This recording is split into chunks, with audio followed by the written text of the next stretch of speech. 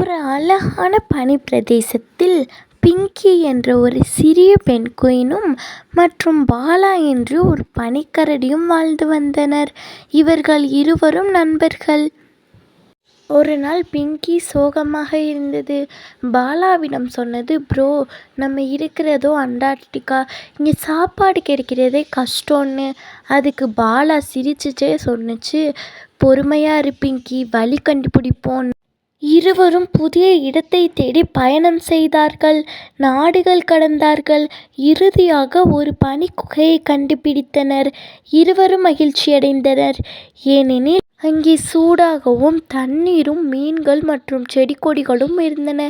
இதை கண்டு பிங்கி மகிழ்ச்சியடைந்து, இனி இதுதான் நம்ம வீடு என்று கூறியது. ஒரு நாள் அங்கே ஒரு ஓநாய் வந்தது. அது சொன்னது, ஏய், இது என் இடம், இங்கே இருக்கணும்னா பணம் கட்டணும்னு. பாலா சொன்னது, இங்கே நாங்கள் யாரையும் தொந்தரவு செய்யவில்லை, உழைத்துதான் வாழ்கிறோம் என்று.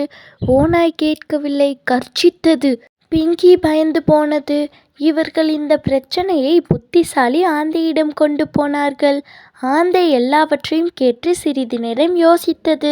ஆந்தை சொன்னது, இந்த குகை யாருடைய தனி சொத்தும் இல்லை, எல்லோருக்கும் பொதுவானதுதான். மேலும் பிங்கி மற்றும் பாலா வாழ முழு உரிமை உள்ளது. ஓநாய் தலை குனிந்து நின்றது. பிங்கி ஆந்தையாருக்கு மிக்க நன்றி ஆந்தையாரே என்று சொன்னது. அந்த நாளிலிருந்து பிங்கி மற்றும் பாலா இருவரும் குகையில் சந்தோஷமாக வாழ்ந்தனர். இந்த வீடியோ பார்த்தவங்களுக்கு மிக்க நன்றி. உங்களோட ஸ்வீட் நேம் என்னன்னு கமெண்ட் பண்ணுங்க. அடுத்தடுத்த வீடியோ வர மறக்காம சப்ஸ்கிரைப் பண்ணிக்கோங்க.